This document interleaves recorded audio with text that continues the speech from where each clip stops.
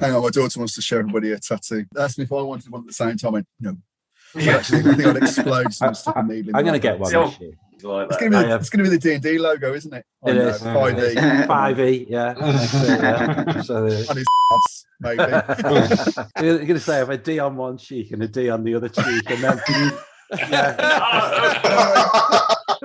That's enough. Oh no! Oh, move! That's not family show. It was.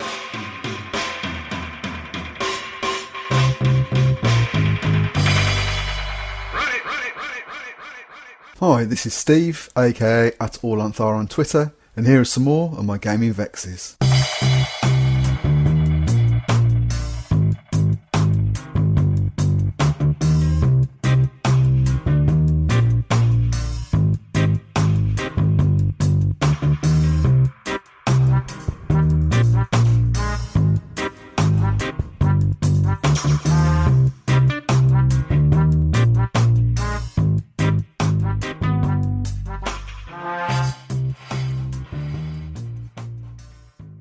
Hi, this is Peter, aka Random Number. A year ago I hadn't played RPGs in over 20 years. Fast forward 12 months and I've thawed. I'm now buying RPGs again with the enthusiasm of a stormball stumbling into a pack of brew. I have a steady stream of Kickstarter pledges lined up, and best of all, I have discovered a wonderful community of like-minded souls who have the same passion as I do for a pastime that inspires so much joy, curiosity and creativity. Thanks to Roll20 and Discord, I'm rediscovering the RPGs of my youth as both player and GM and discovering new delights. Best of all, I've made many new friends, some of whom I may even meet in person one day. Fancy that. Many thanks to your podcast and others like the Grognard Files, Frankenstein RPG and the Smart Party that have made emerging from the deep freeze such an unexpected highlight of the COVID dumpster fire that was 2021. Thank you. Thanks, Peter, and welcome back to the fold. It's great to hear that this and other much more accomplished podcasts have helped to thaw you out and to reintroduce you to this fantastic hobby. I promise you won't regret it, although your wallet almost certainly will. It's almost 4 years to the day since I thawed out myself, having simply searched for the phrase RuneQuest podcast on iTunes and encountering Dirk the Dice's welcoming tones for the first time. Since that happy day, I've been lucky enough to build friendships with a large number of fellow grognards from all over the world. The community kick-started by Dirk, Blythe and Ed in his shed has been universally warm and welcoming, and in particular has provided a safe harbour in these stormy and uncertain times. This podcast is built on the foundation of that community.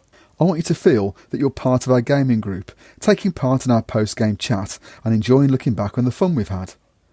Although given the show's name, there may not be enough actual vexation on display for some people, that's because we genuinely have very little to get vexed about. Even when the rule set we're using may not be a perfect fit for us, we always enjoy the process of coming to that conclusion and of tuning it over afterwards. In this episode, I'm joined by a larger than usual number of excellent people to look back on some gaming highlights of 2021 and to look ahead to some of our gaming plans for 2022. So, in no particular order, you'll hear contributions from Rick at Lentillas, Doc at Drakawi, Neil at Old Scouser RPing, Matt at Asako So, Andrew at Zos93, Sam at Sam0Vale, Martin at MCookie123, and Graham, who's not on Twitter but is active on the Grognard Files Discord as Kinney Graham. There are also some call-ins from Dave at Frankenstein RPG, Neil at Thermal Satsuma, and last but not least, Matt at Clownfist. Before we launch into the show, I wanted to say thank you to those who nominated and voted for this podcast in the Ian World poll for RPG Talk Podcast of the Year. It's really heartening to hear that some of you enjoy this podcast enough to take the trouble to do such a thing, especially when there's so much going on. In the end, we came 9th in the poll, which really put a smile in my face. So thank you. And with that, get ready.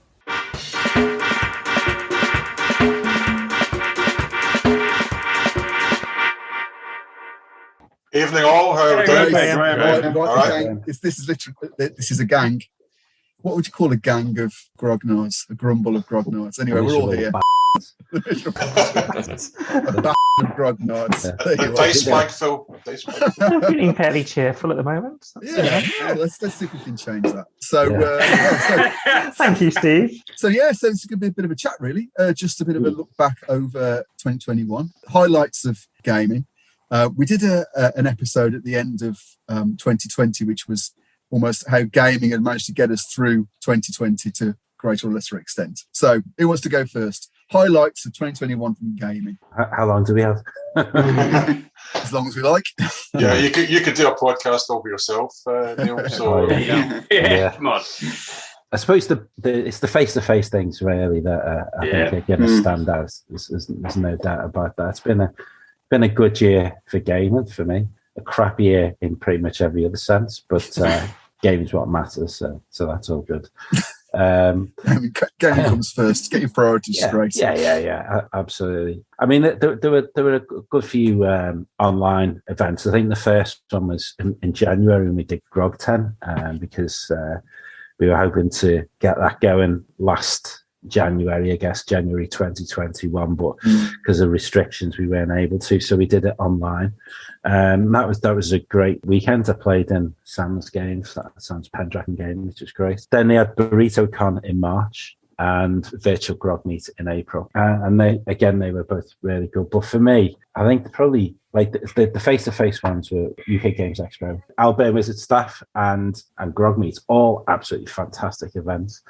I love them all, but I would say for me the highlight, if we need to say that it probably was UK Games Expo, just because it was the first face-to-face thing of any kind in like 18 months, really. Yeah. It was, 3 nights we stopped over, 4 days altogether. We got UK Games Expo and we did loads of gaming. We had a good laugh, got a couple of curries and stuff like that. It was just brilliant. Albert was brilliant again. I love the social aspect of that, and Grog Me. But for me, it would be UK Games Expo. When you're actually let out after so much time doing virtual game, which is great, but then it's almost like you get delirious with excitement and you're actually meeting people for the first time.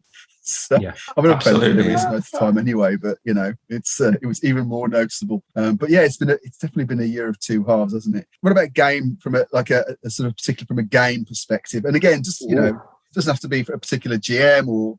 I mean, I'm here, but it doesn't have to be. It could just be a particular, just a memory about I've been played or one of you've run. I've been putting together a blog post for tomorrow for my 2021 review, and I've been through some stats. So I've kept a track of every game I've played this year, with approximately how long each session was. So I know we've got a game after this, but which will change things slightly. But so far, I've got 610.5 hours of gameplay. 223 individual sessions, which is an average session length 2 hours and 45 minutes. The game I've ran the most, aren't you? the game I've ran the most is Old School Essentials, 43 sessions of that.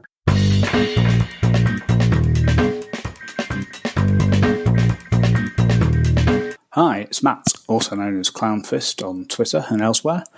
For me, 2021 saw the conclusion of a couple of long-running campaigns. 2 or maybe 3 years of Night Start Terrors came to an end, run by Neil Benson using Old School Essentials, in which our doomed band, me, Dave, Jeremy, Howard, Ed and Joe, mostly found exciting new ways to die in numerous encounters and escapades, almost always due to our own reckless decision-making.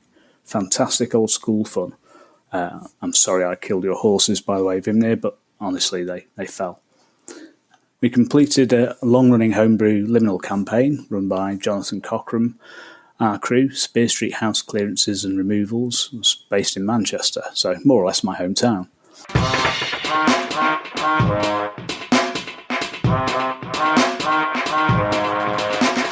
And the game I played the most is RuneQuest, 21 sessions.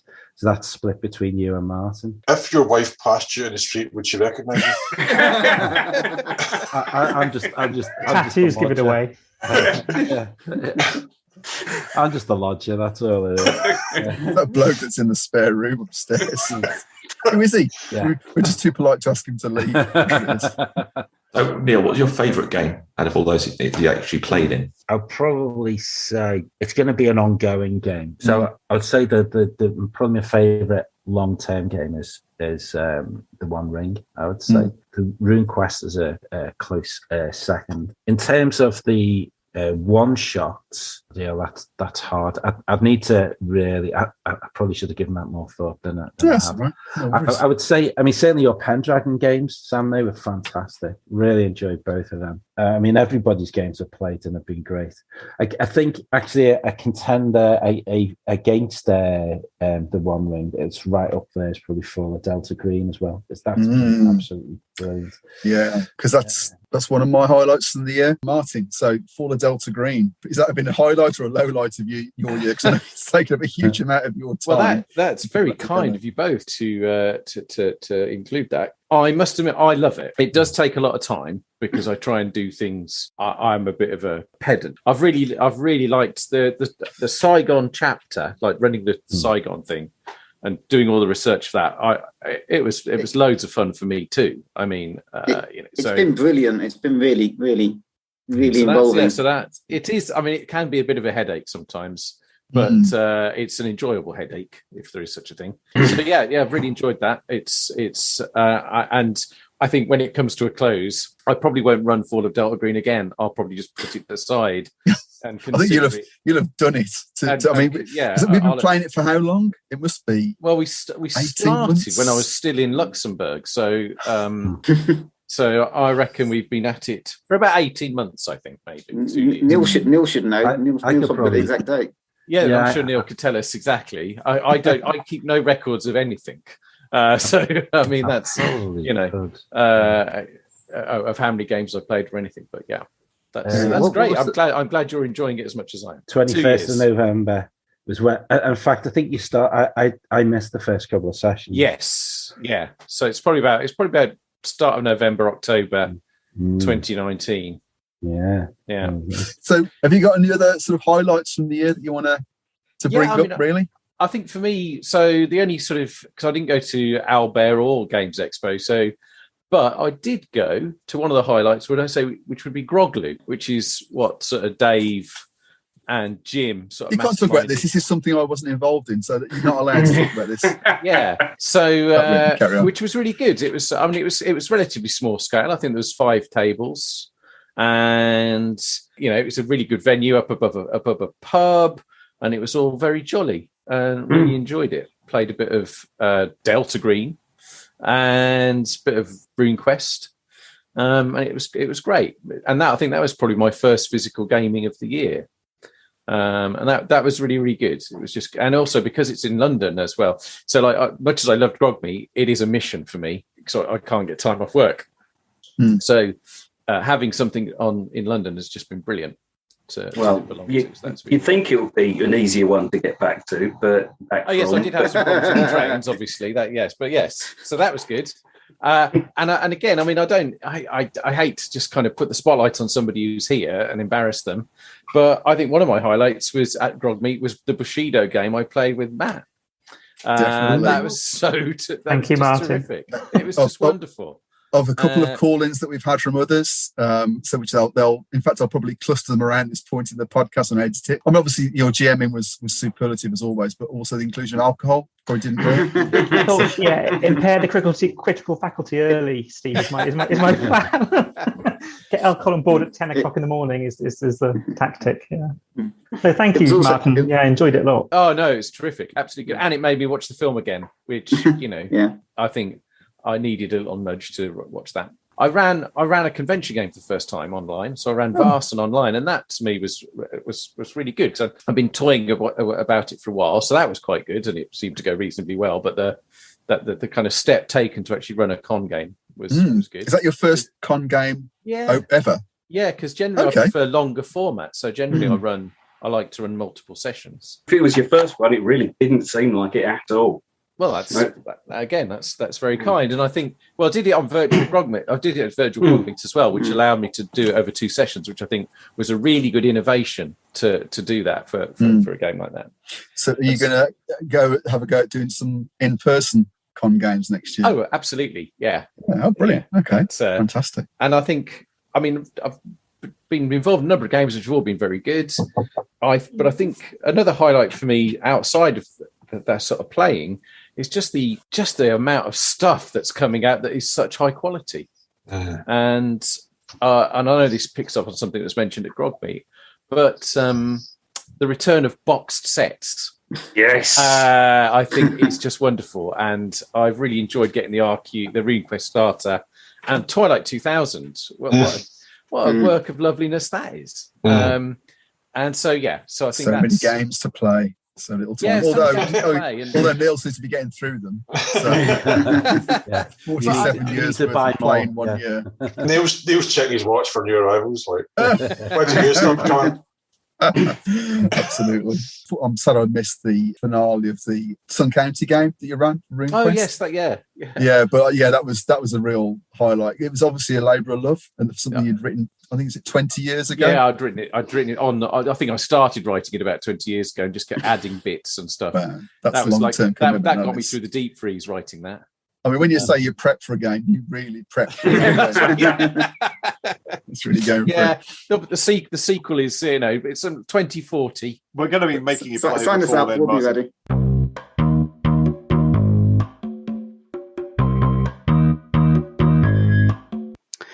Hi, Steve. Dave Patterson here. My gaming highlight for 2021 was getting back in front of people and doing gaming face-to-face. I managed to do it on 2 or 3 occasions, actually, which was good. The first of which was UK Games Expo, when we had a bit of a blast on Warhammer Fantasy Roleplay and started off Masks of Nyarlathotep, as well as meeting up with a few people face-to-face at the convention, which was great. And then I guess the other big one, of course, was Grogmeet. And although we didn't get to play together, it was fantastic to see everybody socialising afterwards until the wee small hours, of course. And particular highlight of that one was Matt Asaka So on Twitter and his Bushido game. Hello and season's greetings. Neil, aka Thermal Satsuma here. My highlights of the year are 3 campaigns which came to an end. Firstly, Phil the Dice Mechanics Spectaculars game, which was a true superhero pulp comic book blast and really went out in style. Secondly, Kihar's amazing Tenerife game, which uses the setting of post-apocalyptic Tenerife for multiple overlapping mini-campaigns. The use of Google Street View to visualise the locations and some highly amusing player write-ups were standout features. I didn't even mind my original character falling victim to the brutal GURPS rules and getting shot through the head. And of course, the TPK in Steve's Alien game. Finally, I'd just like to say it was a real pleasure meeting people at Grogmeet, especially sharing a bottle of plum sake with my fellow samurai in Matt's Bushido game. Let's hope we can do it all again in 2022. Cheers!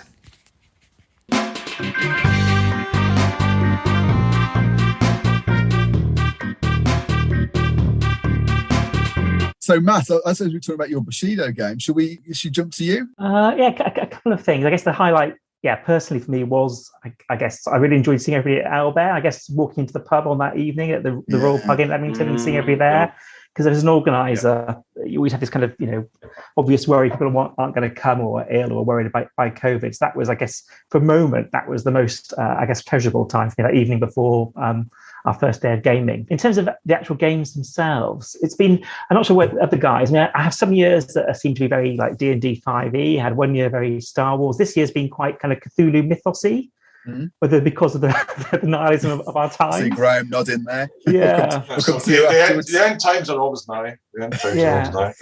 So I've been enjoying some Masters of Nyarlathotep, which sort of paused in the summer. We haven't quite got back to that yet. I've been enjoying Impossible Landscapes, Delta Green. So another vote for Delta Green. So I've really enjoyed very deep, immersive, complex stuff with Torre.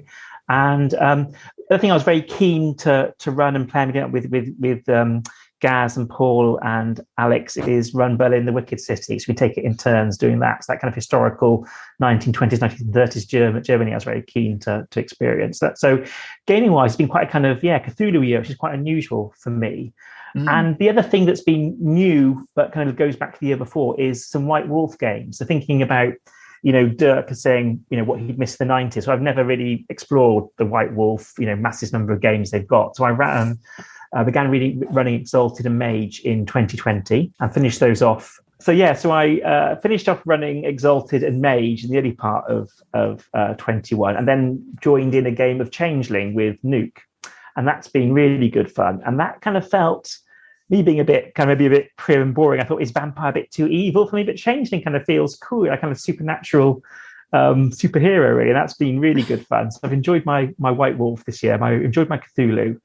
And I guess the other couple of things that stand out, some superhero RPGing, which I always want to do and never quite get around to. So I've been enjoying being in Phil Spectacular's game, and ran a few sessions of Golden Age Icons on Sunday mornings, which was really nice. And to keep Neil happy, a bit of Old School Essentials and Best Left Buried. Always got to keep Neil happy. Yeah, dangerous dungeon crawling. I don't quite see what all the fuss is about. It seems quite easy to get these dungeons unscathed, actually. Maybe Blythe is nicer than you are, Neil. Some unusual things for me, some differences. Basin, again, I think people mentioned, Martin mentioned running that. That was a really delightful experience, actually, playing that. I think for the reasons I've heard people comment on, that it was a kind of a new mythos, a new folklore that was kind of felt exciting and novel. So that was really good experience as well. So lots of positives there. But yeah, I say, going back to some White Wolf games I missed first time around, and a lot of Cthulhu has been my highlights this year. And seeing all you in person. Well, there's always a low light, isn't there? Really? The restraining orders don't always work. So, Graham, you were nodding when Matt was talking about the Cthulhu stuff. I know you're a bit of a Cthulhu devotee. That's probably the right word to use, isn't it? So, cultist. Yeah. What's your been like? Cultist, yeah. Well, I'm going to mention another game that's come up already, or another creation, certainly Delta Green. I'm a huge Delta Green fan as well, and I've been running Delta Green this year. Really, really enjoyed that. Been playing it with Tony and a few others, and that's really, really been going well. People always talk about the deep freeze of role playing, and I was never quite in the deep freeze category, but as I was joking earlier on, I was in a kind of lukewarm puddle for a while, and Delta Green was a game that brought me out of that. So I've been playing Delta Green for like 20 years off and on, thinking on it now, and getting another campaign up and running again has been really fun. And I sort of go back to the sort of older scenarios, so I'm playing all the stuff that's been sort of written in the 90s. And it's more kind of X-Files the way I've been doing it. It's kind of less of a kind of, it's kind of Monster of the Week almost, scenario to scenario, a bit of an underlying thread with it, but overall been quite satisfying. Yeah, Tony's had really good things to say about that. It's nice to hear that. It's not. It's the usual. Real life gets in the way, and it's not. The sessions haven't flowed as regularly as I'd quite like. But I suppose even Neil would probably say that. You could probably fit in even more. But overall, really, really happy with how that's been going, and hoping to do more of it next year. Just keep it going. Yeah. So, did you get any face-to-face gaming in this year as well? Well, there you go. I was going to get out the world's smallest violin, because all you guys are talking about. The cons you've got to, and all the face-to-face gaming you've got. I haven't played a face-to-face game the entire year, and it's not likely to happen. So I've been entirely reliant on online gaming to get my fix in. That's it's been I suppose it's a godsend, really. We've got a face-to-face group here in Belfast, and we've got big ambitions to get up and running again this year, early this year, hopefully. Which is why I've got back into Call of Cthulhu, because I just discovered that you got this stuff that sits on your shelf, and you go and you pick it out. You go, "Do I fancy that? Do I fancy this?" And I discovered a sort of Call of Cthulhu scenario that sort of made me fall in love with classic Call of Cthulhu, and I want to run a Call of Cthulhu scenario where there's a professor, there's a private eye, there's maybe a dilettante annoying the hell out of everyone, and that kind of thing. And I found a scenario where you can probably accommodate that. And it's looks like a really good sort of fun scenario. So hope to do that face to face early in January. So because you guys, when you do your face to face, you really go for it. Because I remember you were playing Alien, weren't you? And played Alien, yeah. Because that was before the pandemic, but yeah, we're getting right into Alien just before the pandemic hit last year. But yeah, our GM Matt, he really sort of went to town with the sort of atmosphere on it. It made it sort of quite modern, and he's projecting all the maps up on the wall, and it just felt quite science fiction. That was really good fun. The other thing was, which has been covered in your podcast already, was like how much fun I've had when we've got a Wifrit and we're doing classic Enemy Within as well. So that's been really good. Again, not as regular as I'd like. We hoped to complete the first chapter before Christmas, but we've probably got one session to go, which we'll hopefully pick up in January as well. But that's been really fun. Sort of, it's a mixture of old and new, because it's picking up the new system of Wifrit 4, which is kind of new to me. But it's the old fun of the old world and sort of the classic Warhammer feel in that classic Warhammer campaign, which is still a lot of fun. So. I really enjoyed Wifrit. So we played it online to start with. It was over Foundry earlier in the year. We've talked about this in the previous podcast, but hey, content is content. And then we switched, so we did it face to face at UK Games Expo, and I think it sort of transitioned pretty well. I mean, I think Foundry obviously does a lot of the bells and whistles, but I think we managed to make it work at the UK Games Expo. I really like it. I think it's a great system. I think there's a lot to recommend. I thought it was a great game. I love the setup of Rudy Klump and Klug's acolytes being taken under his wing. I thought the setting was brilliant, and I thought the whole thing, the way you did it was fantastic. It's a bit like it ends up a bit like Terry Pratchett's The Watch, didn't it? Yeah. So pretty much just Well, I think the face to face. I mean, the online was great, but the face to face is. I think when you've not done it and then you come back to it, you realise like online is great, but face to face is. Now, I just mentioned I haven't had any face to face game in this year. You're just like it's an open wound, and he's just in there with his soul. It's great, Graham. You should try it. You should try it. Yeah. Well, we're going to at the end. We're going to talk about what we've got coming up next year. So hopefully we'll get some more face to face next year as well. Motivate you, Graham. Motivate you, inspire you. A tough man to deal with. So when you were talking about Alien there, Graham, I know that. I mean, I ran Alien for Doc, which I probably is one of the lowlights. And we've got a podcast coming up talking about Alien, which is the closest spoilers. We get. The closest we get to a Vex, all died. I think. No spoilers. So let's seamlessly segue over to you then, Doc. Okay, so from your perspective. Yeah, I mean, the thing I particularly love about this is it is so much fun chatting to you guys. I remember I put a review on the Grognard Files saying it's like being with your mates in the pub, and Chris was really furious because he felt that it shouldn't be like that. It should be informative, that everyone is listening, come out with great things. So in that style, yes. Absolutely, very much looking forward to really enjoy the Aliens and looking forward to seeing how that works out. I think what's been great this year, obviously RuneQuest. I think we've already mentioned both yourself and Martin, this sort of ongoing RuneQuest thing that we've been doing. I think what's been interesting about this being the second year is how things have sort of continued. We thought it was going to be short and it's just kept going and it's expanded. And well, I don't know. I think we've got, history now. Our Tuesday night club, which sort of started off as a one-off session about 20 months ago, and I get to play with the cool indie kids, with Gaz and Martin and Neil and another Martin. When we play all saying Martin's not cool. And Martin is way cool. He is Bear Cool fan. But it is, but a different, equally cool Martin. But it's, and we play a bunch of indie stuff, Shadow the Demon Lord, Warhammer 40k, The Between, Star Wars, just hundreds of cool indie stuff. Ongoing D&D 5e, which we've been running for, 25 years now. It's moved online and to weekly after previous things. That's been amazing. But I've just started GURPS Tenerife, the groggy award-winning campaign, and I think it'd be foolish to not mention that.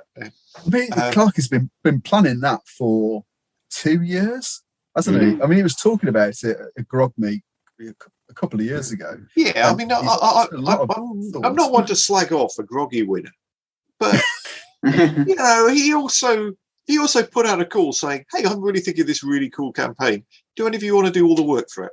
I'm not slaggy. I look forward to his reply. But no, I mean, it is exactly as amazing as you think it would be. I know everyone said it already, but face-to-face has been, with all this online stuff, just remembering that, there are people and pubs and rolling dice. I think that's always going to be the absolute highlight. And I know everyone's already said it, but Owlbear was, oh my goodness, these people still exist. It was so weird seeing people in the pub, but not in 2 dimensions. Yeah. It was really people have legs. Really nice.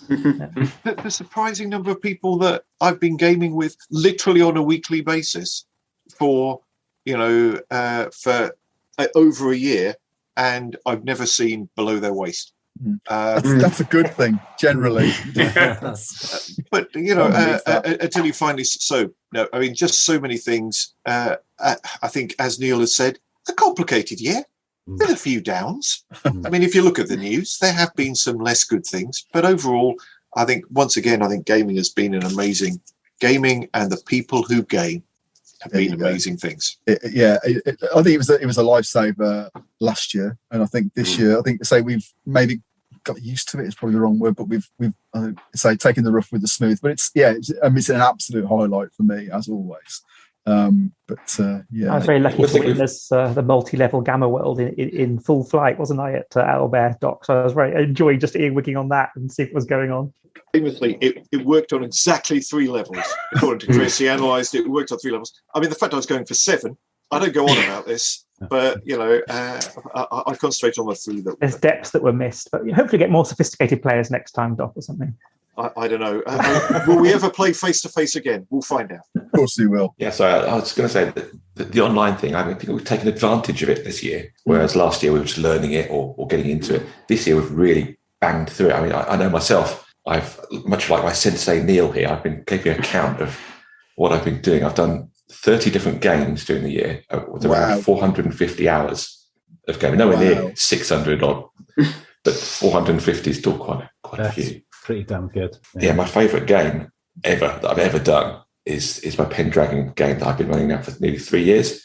Yeah, online. That's a weekly game, and that's the pure satisfaction I get from just having written stuff the week before, playing it, and having the players want to come back week after week to find out how the story progresses, then the intricate lines in the story and how everything ties in. I'm really hyped about the reactions I'm getting from my players, and that just fuels how I'm doing. So that is my favourite game I've played all round. Your go-to game, yeah. So with some of those games, it takes a bit of time for them to bed in. So you get the NPCs, or and then they recur, and but it takes time for that. You can't manufacture that quickly. So you need to have those long-form games to really take advantage of that, I think. Yeah, and NPCs who we first met 3 years ago maybe are now coming back into it and interacting. It's just really good. But my real highlight of the year was the anticipation leading up to Owlbear and Wizard Stuff, which was just the pure excitement. I vividly remember turning up at the pub on that first night, and then Dirk and Blighty came walking in, and I thought, this is it. This is the year. It's all been worth it. It's start now. Yeah, it's like the stars had aligned and everything had worked out. And then just add alcohol, and a good time was had by all. Yeah. And then all the fantastic food. Curry on that incredible curry. It was an interesting curry. But just turn your mic off, Graham. It was horrible. Okay. So thank you, Matt, for that. That was thank you all for coming. I enjoy the social bit as much as the gaming. I have to say that's not too heretical. I really enjoyed just seeing people in the pub and going for food and just chatting. As Doc was saying, that's the kind of pleasure bit as well, isn't it? I think for all of us. I think that for me is the actual real gaming highlight. It's the people and the community. Yeah. It's almost like the games are an excuse to kind of socialise, we turned up, we socialised, and we just rolled a few dice occasionally. I think you're right about community and stuff, though, because I don't know, my little corner of Twitter, it's all sweetness and light and loveliness, but I know people talk a lot about Twitter being horribly toxic. I think I've probably got mine curated to the point where actually it's all quite pleasant in there. I think as long as you stay away from the actual D&D thread, you're probably fine. That's one of the words I've got muted. Dungeons and Dragons. Yep, so that's what you want.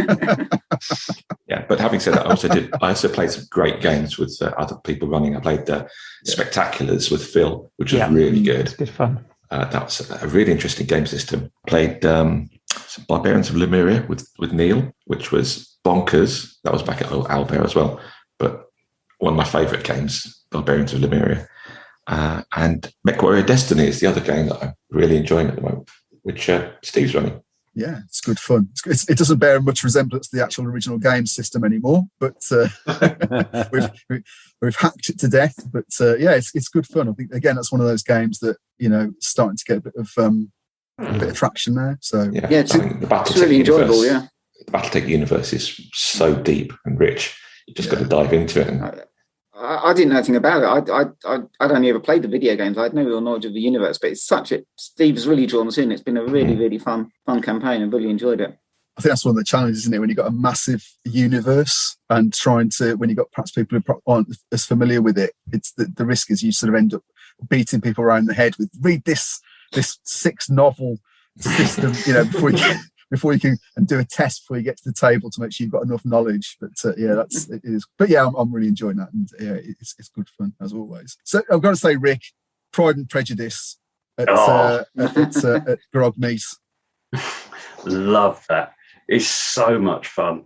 I mean, it does. It seems to always start up with Jane Austen and ends up at Bridgerton pretty much every time. But nonetheless, it's okay. So for those of you who don't know, this is Good Society, the Jane Austen RPG, and so it's a cooperative storytelling game. Neil, keep smiling. A cooperative storytelling game that basically you produce your own Jane Austen novel, short story, depending how many phases you go through.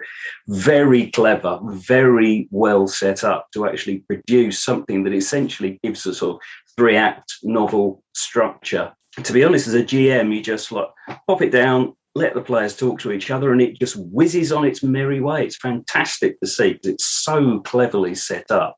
But it produced some wonderful stuff. And I think the only main problem with it was trying to keep track of the incredible number of plot threads that are produced in the first 5 minutes. Because my word. I think you've run that for non-gamers this year, haven't you? Yeah. I did it. Unsurprisingly, it was for a bunch of secondary school English teachers. And they loved it. What a terrifying idea. Yeah, but it's no. They absolutely adored it. These are complete non-gamers, and I don't think I've ever played an RPG before. But they got it completely and just ran with it from start to finish, and that was sick. They're playing Zweihander next. Is that the next? Yeah. Well, yeah. I mean, it's a bit thin for them, but they are actually. They are. Yeah. I mean, they loved it, and they're starting to think, can we adapt it for other authors as well? So, can you do it for Steinbeck? That's the question. But yeah, that was huge fun. Would you want to? Yeah. Apparently, they would. Oh, okay. Well, that's fine. That's good. Yeah. Who am I? But yeah, that was a big highlight for me. For the rest of the time, I spent most of it in Middle Earth because why wouldn't you? Really? Of course, it is the best place to live. Obviously. Yes, exactly. Yeah. So I really enjoyed doing the second age campaign. That was with some of you guys. That was huge fun. Very nice to get that out of my system. That was the Adventures in Middle Earth system, wasn't it? Yeah. Which is good 5e. No, yes. Not bad 5e. But yeah, I love that because you obviously had spent a lot of time researching the lore behind it as well, and you could really immerse yourself in that, which was it was great. Yeah, really enjoyed it. Learned quite a lot from doing that as well, so that was cool. And then One Ring as well, which has just been several shades of awesome every single time. But yeah, straight after this, aren't we? So yes, with the setup on Foundry, which is pretty good actually. Yeah, and now second edition as well. Yes, it'll be here soon. It's in someday admin checks apparently at the moment, so it'll be coming out soon. So it'll go straight from the box onto my shelf. So. But apart from that, there's a lot of people in terms of highlights. People that talked about the ones that I was going to say anyway. So Groglu was huge fun. Thank God, just hop and skip down the road, which makes a change from having to go way far away. And also, me and Matt managed to make it back to London Bridge Station without getting absolutely completely soaked. Only got really soaked.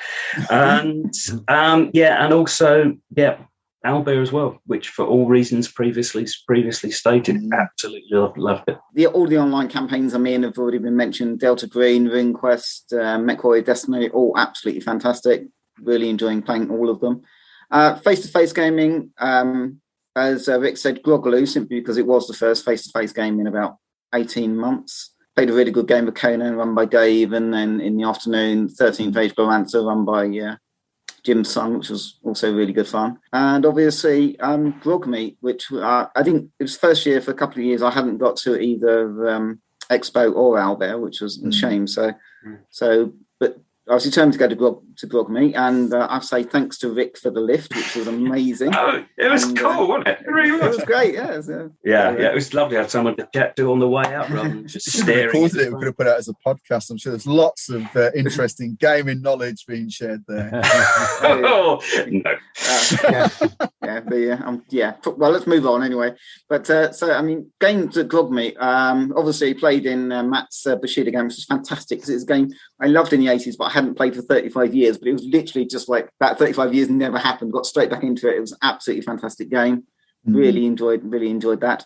But another highlight was the Friday night in the Mike Hobbs Memorial game of God's War, or Grog's War, as it aptly got named, particularly on our table, the epic Battle of the Andrews, which was quite impressive. But once we'd figured out the rules, that was really good fun. It was it's a game I've got, but I hadn't managed to bring to the table. So just a chance to do that and bring that to the table, particularly for such a good cause as well from Mike, was absolutely amazing. Yeah, and I think in the pub, so Chris from Bonamy Games sort of did presenting that to a rather stunned-looking Jeremy. I think. Yes. He said, I think is either stunned by the occasion or by the amount of beer he'd drunk by that point. But anyway, he looked stunned. I think it's the beer. Almost. I was impressed that Chris was sober enough to do such a long eulogy. So Chris did a great job. It was brilliant. And it was for a really great cause, and obviously, sad the reason behind the game. But how much did it raise? Does anyone know? I think it raised about 2,500 in the end. That's fantastic. 250. So it's a tribute to the. It's a tribute to the community around the Grognard Files podcast, and also obviously Mike's Wargaming friends as well. Because that they've actually managed to raise such a huge amount of money. It's absolutely brilliant. And I wonder if that's going to be an ongoing sort of every year, an annual thing now. Yeah, I think it's also time to say, on that note, to say tribute to Ian at Fenris and Duff Paint, who provided the trophy, which was absolutely stunning trophy. Probably seen it if you're on Twitter. It was absolutely. It was really lovely, and obviously, I think the plan is to do a different game next year, but keep it going every year, which I think is a great tribute to Mike. I will have it next year. Perhaps if you'd learned the rules this year, you could have had it this year. Feel the burn. Can I throw in just another quick highlight that was a Grogmeet related, which was playing in the Frankenstein's RPG. Matt was in we don't as well. talk about them on this podcast. It's a sore point for me, Neil, as you know. So I had a lot of fun, Matt. Yeah, I know you did. Tearing up the rules like that, ruining everyone else's fun. It was brilliant. It becomes a Neil written game. You just rewrote it on the fly, didn't you? I did. Yeah. No, I didn't. I'd say it was a great thing that they did, and I think to be involved in the culmination of the result of it all, and at the auspicious occasion of Grogmeet as well. That podcast has really made an impact, hasn't it, this year? I mean, if you look at the EN World's voting. I mean, this podcast, it was a respectable showing. I think we sort of were in number 9. I think so. Top 10. Yeah, top 10. Top 10, always good. 10 of 11, not really. So I didn't. But I think the fact that Frank's on RPG podcast was pipped to third position by Ken and Robin Talk About Stuff. Yeah, which is that's a big podcast, really. Yeah. So for it to come sort of fourth is amazing. So I think it'll be interesting to see what new arguments, shouting matches, Twitter storms he can kick up with the next one, which will be sci-fi. So the first argument would be, what's sci-fi? We go from there. Another little grog beat highlight for me, which I'm surprised nobody else mentioned, was the Friday afternoon game of Barbarians, the multi-table affair. Yeah. Yes. I think the concept worked brilliantly, and everybody had such a great time. You don't have to know the rules because they're pretty simple, but it was such a great concept of a game. And unfortunately, we left Neil in charge of making the final roll to save humanity. And of course, he has no pity in his heart. It was the dice. It was the dice. Yeah. The ultimate TPK. Total world kill. Yeah. Although I think Doc's character probably couldn't roll above about 6 or something in the whole game. Is that right? I mean, you know me, man. It's all about the story. It's all about the power game. And I could see your little face there. Was enjoying the story so much. Exactly. Nothing better than a story when you're dead. Grumble. No, it was great. It was brilliant, actually. Yeah, loads of highlights in what could be, a difficult year for all of us. I mean, virtual obviously has come through again in spades. I think it's been fantastic. Into next year, I think for each of us, just to sort of close, one thing that could be, there's loads of things we're looking forward to from a game perspective. I know obviously there's all the cons that we're looking to, and hopefully Graham will be able to get to at least one of those, maybe. Okay, yeah, fingers crossed. Fingers crossed. So just before we go to next year, can I mention quickly 2 things? I was very self-centered earlier on, and I just mentioned the games I was GMing. I want to thank Neil for the only game I've really played in regularly this year, which is his Night's Dark Terror ongoing. I think that's like 2.5 years we've been doing that now. Yeah. So thoroughly enjoying that. It's drawing to a close. We hope to finish it before Christmas there. But we should be finished it soon. Looking forward to seeing how it all pans out, one way or another. Yeah. So I want to thank Neil for that. I've got one gaming adjacent highlight of the year, and I just want to mention it because I know it makes Rick, I think in particular, spew every time I mention it, which is I did get to work on the Dungeons and Dragons movie this year. I may have mentioned it once or twice. And it's always worth mentioning again. Some people say I like to bring it up too often, but I don't know about that. But, I just thought I'd mention it again. It was, again, slightly serious. If you told me when I was like 14 that I'd worked in a D&D movie, that would have just completely, I would have probably dropped dead on the spot. So that was an interesting highlight. Amazing. I make no guarantees about the quality of said film. But your work on it is superlative. But yeah. I did my bit. I can't have the script, but I just thought I'd throw that one in there as a gimmick adjacent highlight. Always good. Okay. So next year, yes. Next year, go on then. Well, kick off with you, Graham. So next year, just what if you're thinking about one thing that you're looking forward to from a perspective? Get my face-to-face group back up and running. Maybe get to or hopefully we'll get to our Tor second edition road trip weekend. The One Ring Road Trip Redux. I'd love to do that. Give that system a bit of a kick around the tires. Fantastic. What else? Maybe try one thing. Come on, one thing. That was it. that one thing. Okay, I'm gone too long. And there's just other games I want to try because this year it's all been like kind of old stalwarts. So I like the look of Vaesen. Might be giving that a try.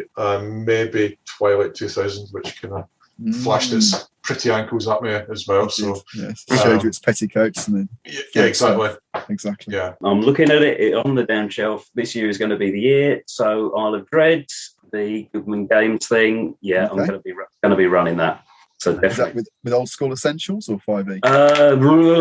Probably 5e. But because the thing is, basically, it's a result of. Sorry, no, but it's a result of such a disappointment for it. I know. I feel bad saying it. I really do. But it's just after all the Middle Earth stuff and the AIME campaign, which was homebrew starting from scratch. I thought, you know what, maybe go with just some published stuff and rules as written. Thanks very much. Yeah. But I think that's the thing for that.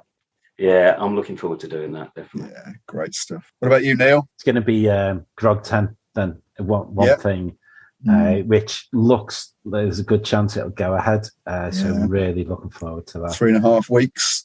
Yeah. Probably with a live podcast recording on the Saturday night after we've all had a few bevies. That'll be entertaining, at least. Family friendly, yeah. Family friendly. More beeps than actual words, I think, in that.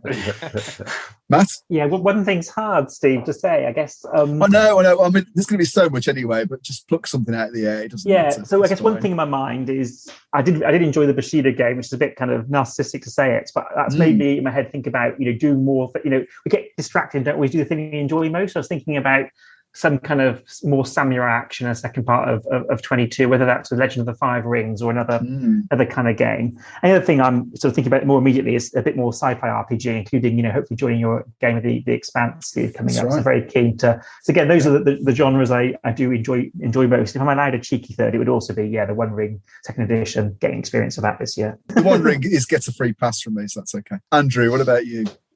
Well, obviously, the main thing I'm looking forward to is more face-to-face gaming, but I'm also really looking to the resumption of our Starter Rising campaign, because I really enjoy that game. So yes, that's my favourite RuneQuest game for years. We're transitioning over to elements of OpenQuest, so to sort of rationalise the skill system. Martin, what about from your perspective? Yeah, loads and loads and loads of stuff. Boy, my mind just bubbles along on its own with lots of ideas, but I think I'm going to bring a game to the table at a convention.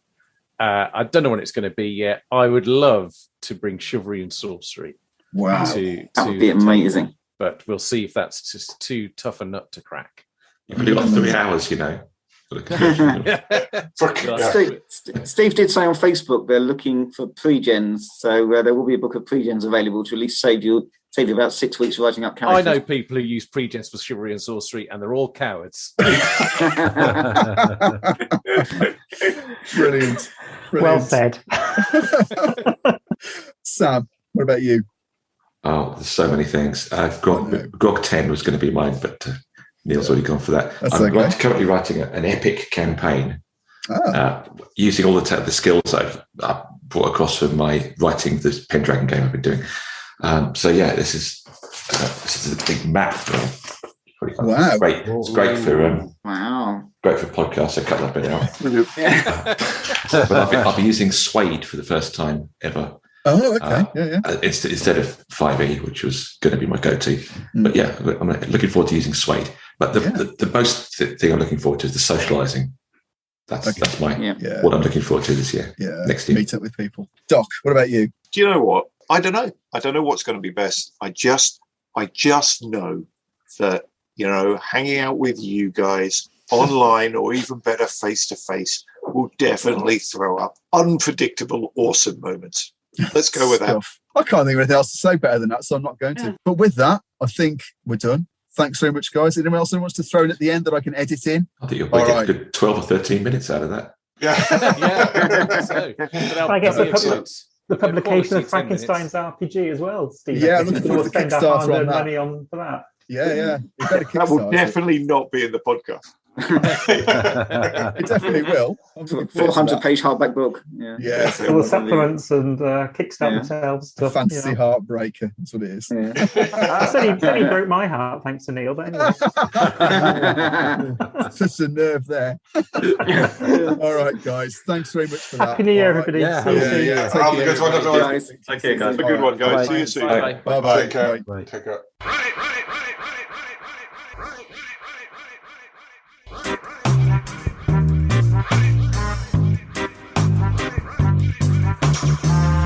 Thanks for listening to another exploration of my gaming vexes. If you've got any thoughts you'd like to add to what you've heard here, or a gaming vex of your own you'd like to offer up for discussion, you can contact me on Twitter @AllAnthar, or you can leave a voice message. The link's on the podcast webpage on Anchor, or can be found in the show notes. Until the next time, may all your games be free of vexatiousness, and be excellent to each other, always.